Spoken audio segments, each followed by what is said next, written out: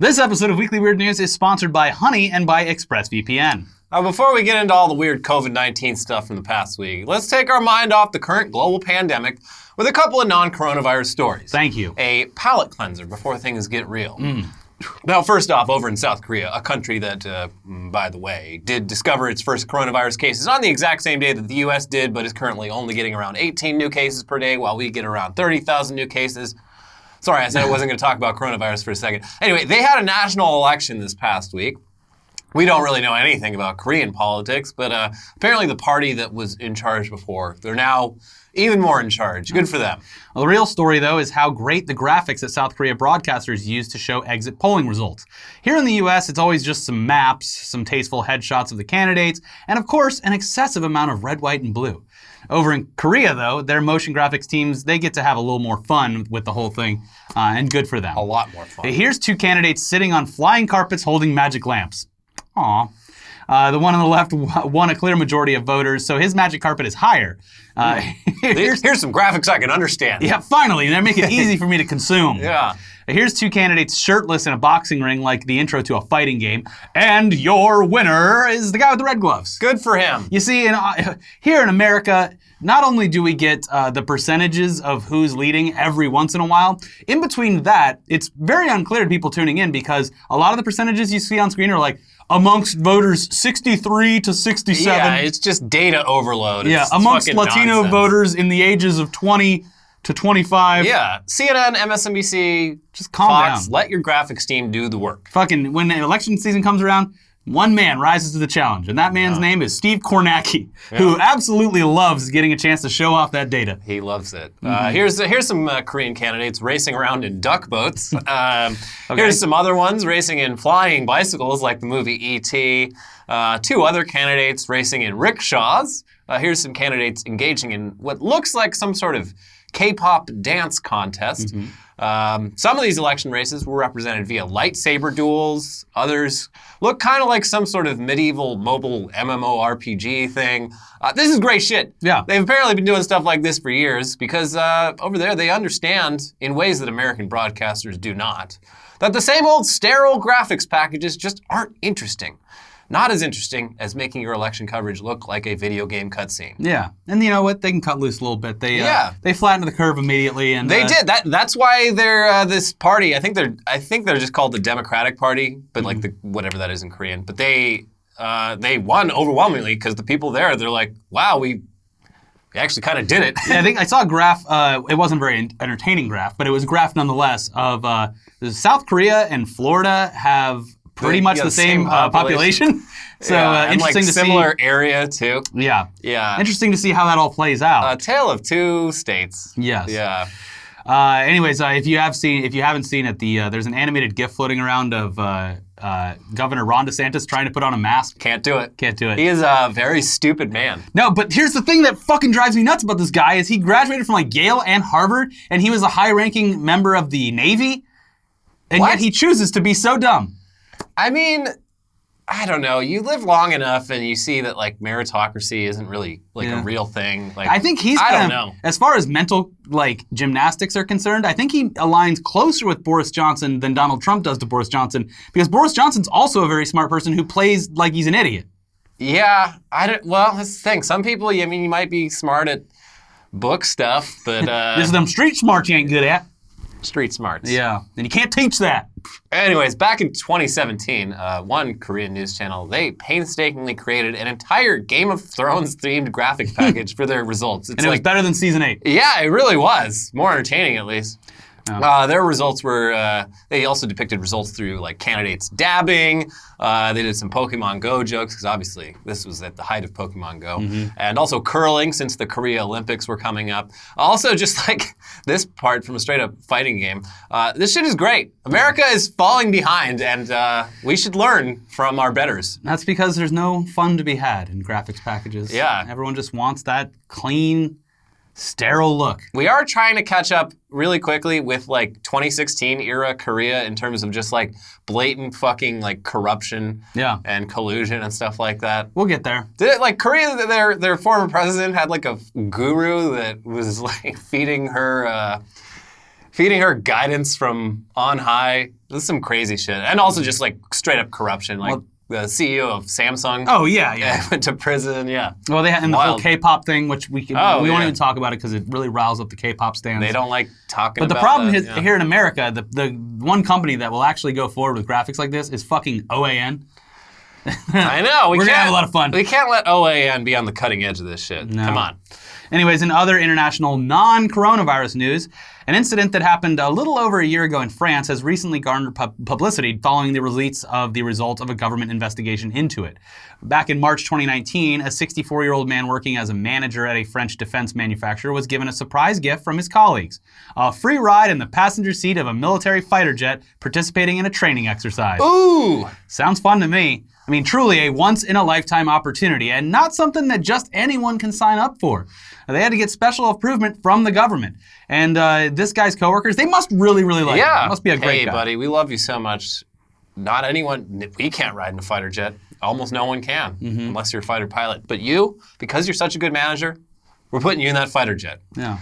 Now, what's weird, though, is that apparently this guy, he had never expressed any interest at all in riding in a fighter jet. He'd never ridden in, like, military aircraft. He had zero experience. And in fact, the whole thing apparently kind of terrified him, but he didn't want to be rude about it, which is weird for French people, but he did not want to be rude. He didn't want to disappoint his coworkers. He wanted to accept the gift gracefully, so he went along with it. And a long story short, right after takeoff, as the plane was leveling off at around 750 meters in the air, the old man experienced what is called negative gravitational load, where you feel like you're upside down. Apparently very scary. He panics, he reached for something to grab onto, and he accidentally pulled the ejector handle, shooting his seat out of the jet and parachuting him back down to Earth. Maybe he wanted to do that. Maybe he was tired of the I ride. don't think he did. Could you imagine? Jesus. I think it took a extremely stressful situation and just amps that shit up. Well, I'm assuming because if he didn't realize what he was doing and did it, he probably thought he was killed and then was like, wait, I'm alive. Am I dead? Yeah. Due to his nervousness and the fact that he'd apparently strapped himself in instead of someone else doing that for him, his helmet wasn't secured. So it went flying off his head as soon as he ejected, which also just, Christ, this man is experiencing trauma. Yeah. Also, normally in this jet, when the ejector lever is pulled, both seats are ejected. But for some reason, that didn't happen here. Happy little accident. Yeah, which is good because the jet would have crashed and potentially killed a lot of people. Anyways, the findings of the government report on the incident, they're pretty straightforward. Basically, the guy was incredibly stressed out. His heart rate, according to his smartwatch readings, was around 140 beats per minute right before takeoff, which is very high. Yeah, they call that like tachycardia or whatever. It's not good. Your heart rate should not be that high. Maybe his coworkers hated him. Yeah, that is one hypothesis. He's always complaining about the heart palpitations. Yeah. We should just He's the do most him a favor nervous here. guy here. Wouldn't it be hilarious if we gave him an offer he couldn't refuse and made him go in a fighter jet? Frank Grimes. Yeah.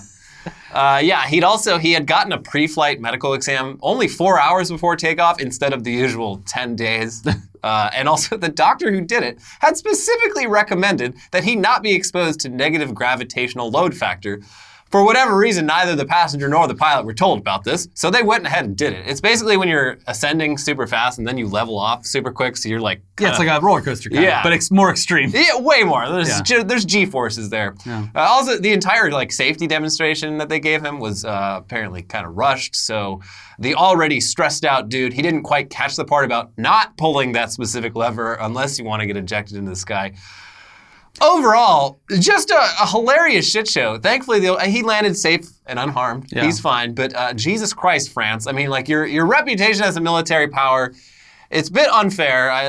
It's pretty cringy for me when Americans are make fun of the French military because they are, even to this day, a pretty formidable military. Yes. But you're just feeding the trolls here, France. Well, the fun part is that not only is it kind of a once-in-a-lifetime thing to go in a fighter jet, it's extra once-in-a-lifetime. To pull the eject button, nobody gets to do that. Yeah, the only people that get to do that are fighter pilots in battle who need to get out of the jet because it's crashing. So this guy has lived more than any of us within a 10-minute span of He time. has. I hope he has a new lease on life after. I'm sure that he does.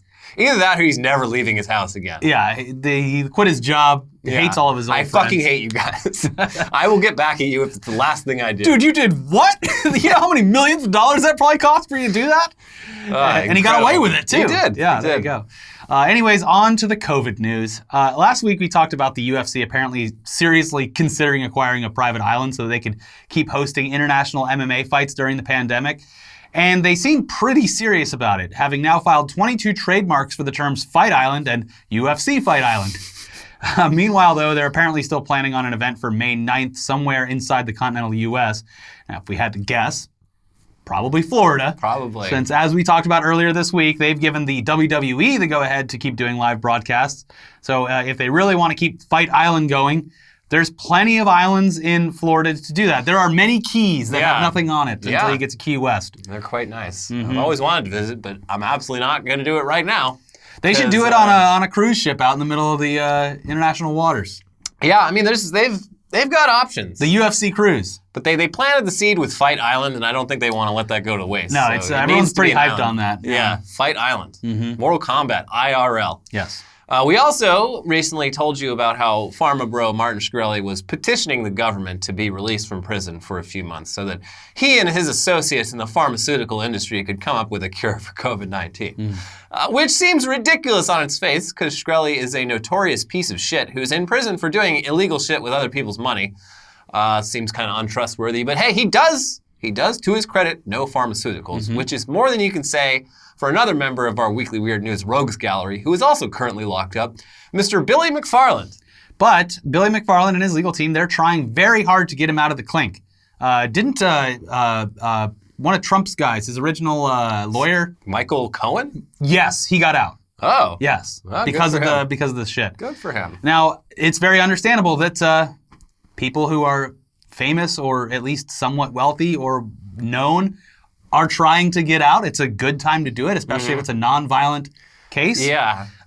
So it's understandable, even if the guy is a huge grifter piece of shit, because according to his lawyers, he's got some pretty bad asthma, plus bad allergies and a heart condition. And as we've mentioned before, prison is one of the worst places to be if you're looking to not get infected with COVID-19, and probably also one of the worst places to be if you've got it and want to recover, and just a bad place to be in general. Yeah. I think that's kind of the whole point. Yes. Of course, we're talking about Billy McFarland here, the guy who tricked thousands of people into flying to an island in the Bahamas for a luxury music festival that turned out to basically just not fucking exist. So we're a tiny bit skeptical of these health claims from his legal team. Could He's just wearing be a another neck brace and he's like, I got asthma, see? Yeah. Anyway, if he really wants out, he needs to take a cue from Martin Shkreli and just start promising to solve the virus if they release him. I mean, Your Honor, this man organized the most well-known music festival of the last several years. He knows logistics. He knows how to run a big event. Or he knows people that do know it. Yeah, surely we can put him and perhaps Ja Rule in charge of running all the testing stations or maybe delivering the ventilators or I don't know anything. Like, just put this man, take him out of prison, put his skills to work. Come on, U.S. government. Let Billy McFarland out. You see, listen, you gotta let me out because I got a guy. You see this guy back here? He will suck dick for ventilators. Yeah. You want ventilators? All these state governments, they're like, we got outbid. You can't outbid a blowjob. You can't outbid a blowjob. Nope. Moving Priceless. on, though. Yeah, here's an old character that we almost forgot about. Gary Anderson, a world champion darts player who may or may not have farted on his opponent during a match back in 2018, which was dubbed the Grand Slam of Farts. It's still unclear whether he or his opponent were the one to strategically let out a big stinker in the middle of a major darts match. But Gary Anderson is once again in the news because, unlike most other sports, professional darting, I don't think they call it that, but professional darts hasn't stopped. They're just letting players each stream themselves throwing darts at home, which is cool. Unfortunately, though, both Gary Anderson and his opponent, who were scheduled for an upcoming tournament match, have had to drop out because their home Wi-Fi connections aren't strong enough. Damn. Just look at that connection. 4.61 megabits down, 0.97 megabits up. Sorry, Gary. That ain't gonna cut the cheese. Yeah. I just love that they're like, I don't think you're disqualified. You're not allowed to call yourself a sport anymore if players can all just like webcam stream their performance in it from their living room. Yeah. Wow, it's weird. There's this new dart team called Corridor Digital that never misses a shot. Yeah, incredible. Yeah, wow. Sometimes they bounce them off the ceiling. Yeah, it's great. They built a robot that can throw darts. It's incredible. Yeah. Anyways, we got to get them over here in real life and see how they can do. Wow. We have this other team called Dude Perfect that just keeps nailing these shots. I mean, they might actually have a chance because Dude Perfect actually does do that shit. Yeah, but it takes them like 1,000 tries. I know. Anyway, on to some new news now. Here in the U.S., especially in some places more than others, Florida, people really are not abiding by any social distancing guidelines, which is bad and will have bad consequences. Give it 10 to 14 days. Over in Indonesia, though, which has the second highest infection rate in Asia after China, they've now come up with a new unorthodox way to keep people at home and away from others. Ghosts. Ooh. So a village in central Java has started recruiting volunteers to wrap themselves in big white sheets so they look like pokong, which are basically just like the souls of the dead trapped on Earth. Yeah. It's very scary. And yeah, it's creepy, sure. It's not something that you'd want to run into at night, especially if you're superstitious. One resident is quoted in the BBC saying, quote, "Since the pokong appeared, parents and children have not left their homes, and people will not gather or stay on the street after evening prayers." But unfortunately, the article also says, according to Reuters news agency staff who traveled to see the pokong in action, the unusual tactic initially had the opposite effect to that intended, with people coming out to try to spot the volunteers. So, mixed results, but maybe we can learn from this. Remember a few years back when clowns were terrorizing parts of the U.S.? Maybe the CDC should bring back the clowns. Send in the clowns. I mean, really, but like, that clown shit, people were terrified of those clowns. Yeah, and like, it was so weird because... Unleash the clowns in Florida. It did come out around a time when like the first It was getting marketed. But there was never any correlation. But there's no connection, and you would have assumed that after the fact, something would have happened. But nothing ever came of it. Yeah, it was just like stopped. A viral thing. Like I mean, obviously someone was patient zero for clowns and started doing that, but then it just started popping up all over. It was like mostly like the Atlantic South. It was like the Carolinas and Atlanta and but that sure scared the shit out of people. I think the U.S. government should seriously consider clowns, social distance clowns. CDC, because Clown Deployment Center. Yeah, you might not be exercising social distance with your fellow residents, but I bet you're not going to get less than 6 feet away from a scary clown. And you wear a mask under the mask. Keep yourself safe. That's right.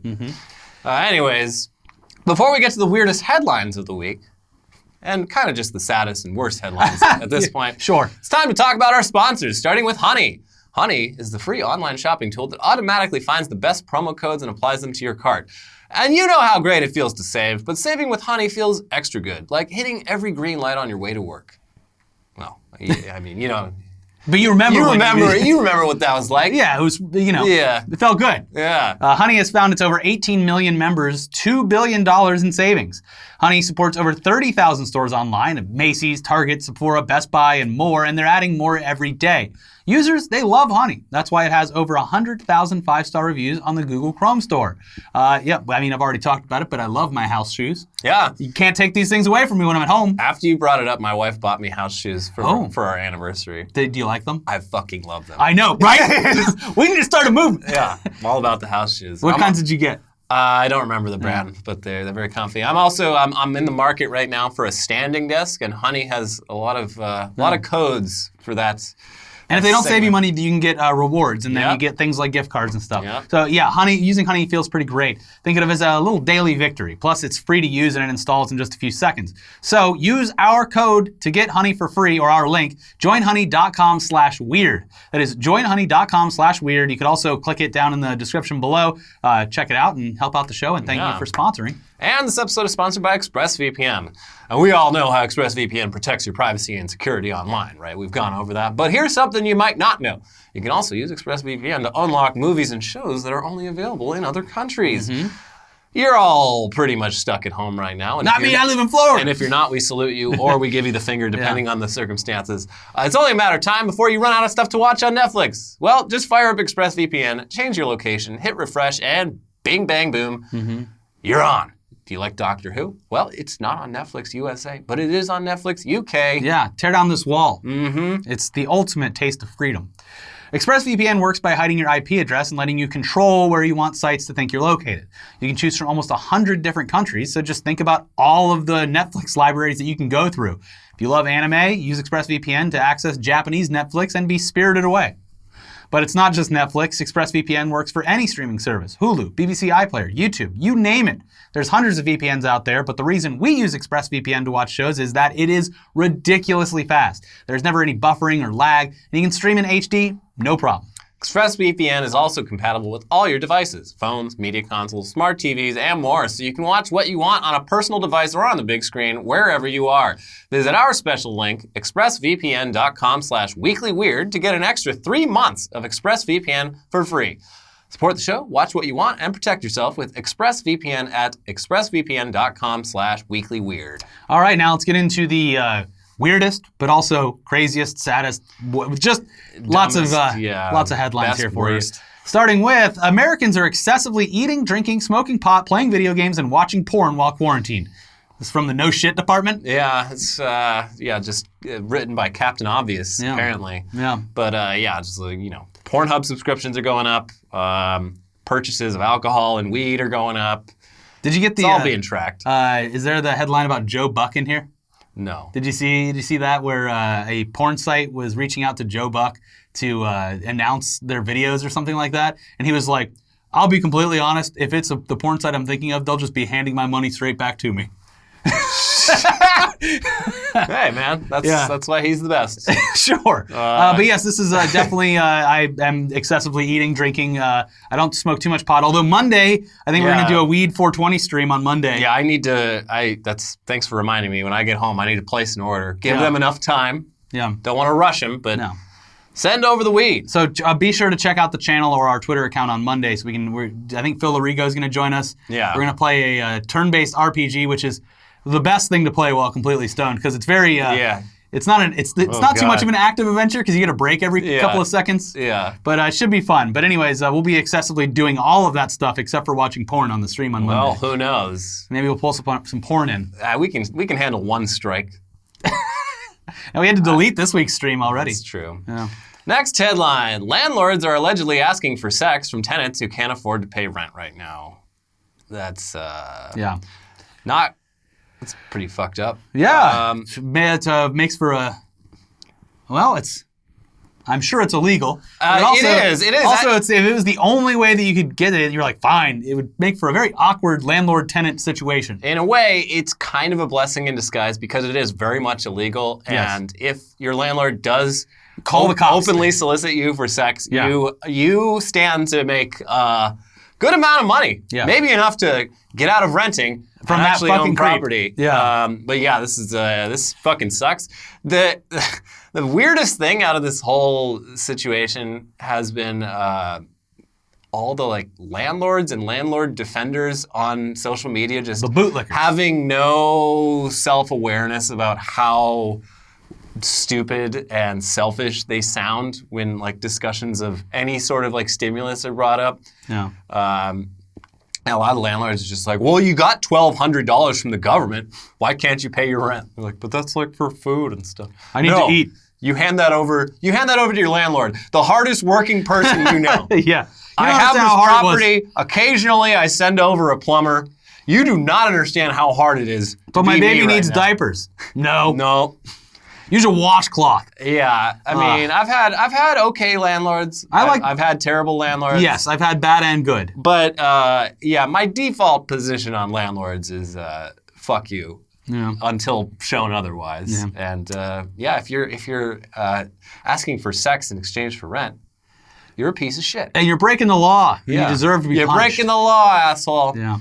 Next headline. After Fauci urged caution in reopening the economy, Fox News turned to Dr. Phil for a second opinion. And he looked like a fucking mummy. Yeah, or a zombie or a ghost. All three. His Zoom call didn't look great. Yeah, this is this is really our chickens coming home to roost. America loves TV doctors. For no reason. But they're all fucking morons. Yes. All of these guys... Dr. Oz, Dr. Phil, Dr. Dr. Oz Drew. is always on fucking Fox now, too. None of these guys have practiced medicine for fucking years. And if you want to, trace it back to the source, this is actually Oprah's fault. It's all Oprah's fault. Yeah. Dr. Drew came up on Loveline, where even now, I used to listen to that shit religiously, but, looking back on it, I'm like, wow, he gave a lot of, terrible fucking advice. He made me think about things completely incorrectly. Also, the co-host was Adam Carolla, who has turned out to be kind of a piece of shit. Yeah, he sucks. Yeah. It's... the whole thing is terrible, but all these guys, Dr. Drew, he hasn't practiced medicine, professionally since he was, in his late 20s. Yeah. Dr. Phil is, straight up, not allowed to practice medicine because, He got investigated by the medical board for inappropriate relationships with patients. Yeah. I don't know Dr. Oz's deal, but just based on all the fucking like... Dr. Oz looks like the guy that would sew people's assholes to other people's mouths. Yeah, he's definitely got a human centipede in his basement. Yeah, but for sure. we're at the point now where the leading epidemiologist in the country says one thing. I don't know. What do you think, Dr. Drew, host of Celebrity Rehab? And what do you think, Dr. Phil, man who creates famous people out of psychiatrists or psychiatry on his TV show? What about you, Dr. Oz, who prescribes a new homeopathic diet every fucking week? We need to just stuff silver bullets down our throats. Yeah, it sucks so much. Yeah, so don't listen to TV doctors. Don't do it. Yeah, and maybe it's a sign to point out to your parents or yourself that Fox News peddles bullshit all the time in order to get whatever they want to hear. Yep. Dr. Phil, by the way, on the next day on his radio show, apologized. Oh, yeah? Yeah, but he was just like... Because he sounded like a fucking ghoul? Yeah. Well, Dr. Oz was the one who was like, he's like, we should start with the schools first. Open up the schools. Just all these people don't care about you. When they're talking about the economy, they're not talking about you and your job. They're talking about them filling up their portfolios again after they got cleaned out this last month or so. Yeah. They don't care about you. No, they don't. Next headline. Suspects in heinous toilet paper caper try to make clean getaway, but despite not leaving skid marks, are arrested. Whoever wrote this, give them the local They had a good time working from home, trying to stay sane, writing... making the best of a shitty situation by... Oh, shitty situation. I did it there too. Yeah. But, Took me 3 days to write this headline. Hope you guys love it. Work of art. This is my... I hope there's got to be some awards committee for best local news headlines. Maybe we should start it. Yeah, I don't know. I nominate this one. Yes, this one should win. These people, they snuck into a hotel, and when the maid was in the room, they went into the cart and just grabbed all the shit. Yeah. Sad. Come on. California man punches mother for hiding toilet paper amid lockdown. Yeah, she said that he was using too much. Sounds like he probably was. Yeah, I mean, people just... you're going through, how much... Why do you need so much toilet paper? It's like little kids when they first learn to, wipe their own ass. They're just, just going through so much of it. Yeah. Just a big old fucking wad, wasting it. So it sounds like that's what was happening here, except it was a grown man. Yeah, well... I feel bad for the mother in more ways than one. Mom started locking it in a cabinet. And then he punched her. He got very upset. Yikes. Neighbor sends Pokemon-themed apology cake after calling police on mom and daughter playing Pokemon Go. And the cake itself it's just a typical Pikachu birthday cake, but it's sorry for calling the cops. That's amazing. Yeah, it seems like the neighbor, they saw a car driving and just stopping every few feet. Yeah. Called the cops. Shouldn't have done that, Karen, but they were worried there was a burglar case in the neighborhood or something, and it was all a big misunderstanding. Well, Pokemon Go apparently lets you do raids from home now, so they don't need to be going out. Well, that what's the point even anymore? I think it's fine. Mom and daughter going around in the car. You know who's getting all the good Pokemon right now? Floridians. They are. It's true. Yeah. They're kind of gaming the system in more ways than one. It's I said yesterday, Florida's where America goes to die. Yeah. It's also Florida is described as if you take a greasy pan, you just hold it up, and there's a little drainage thing over here. That's where all the grease is going to go right down there into the bottom. Yeah. Florida sucks, and the people who live there and love it are dumb. Florida is America's colostomy bag. Yes.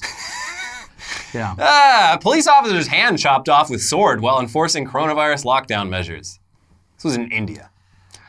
Yeah, wow. And the cop, he confronted some tribe. They're whipping people over there to get inside. Yeah, the people he confronted were this tribe of Sikhs who are some warrior class, I don't know. But they pulled him over, routine stop, and they did not like it. They pulled out their sword and they chopped that man's hand clean off. Mm-hmm. So clean that they were able to reattach it later. Oh, good. But, bit of an overreaction, I'd say.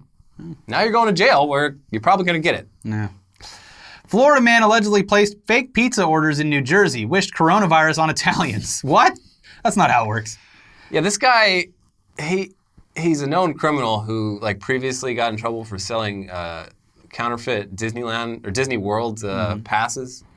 And yeah, he was just like making like dozens of calls from Florida to New Jersey pizzerias, fake pizza orders. I know what Italians love, pizza. Yeah. And then when one of them called him back like, hey, buddy, what the fuck do you think you're doing? He's like, I hope all you Italians get coronavirus. Bah. Is this the same guy that sold tickets to heaven? The guy he was like selling bootleg tickets to everything, and then they made tickets to heaven? Maybe. Who knows? Well, no Italians allowed. Yeah. Sorry, Italians. A zoo is struggling so much that it may have to feed some animals to other animals. That zoo, Joe Exotic.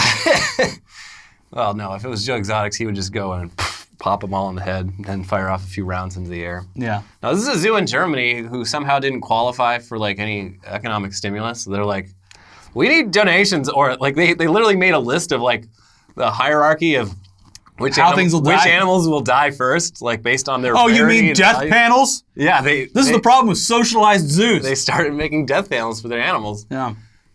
So yeah, that sucks. Well, I guess we were right about the zoo then. Yeah.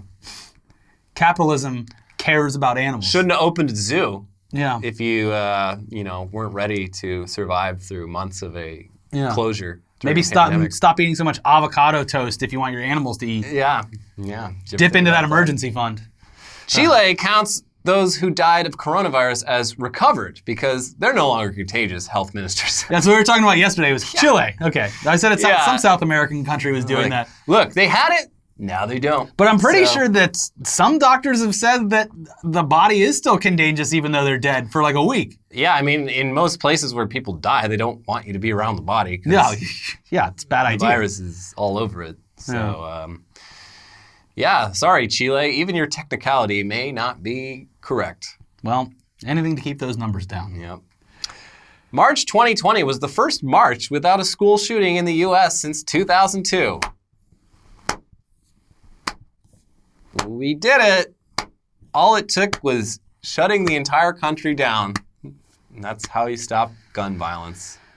Man, that really makes us look like a terrible country. Yeah, it's pretty embarrassing. Yeah, I'd at least say so. It should be. You should be embarrassed by that. That's just a horrific summation of everything that's wrong with the country. A terrible problem that we seem to have here, and only here. Weird. It's so strange. Anyways, let's turn over some good news here.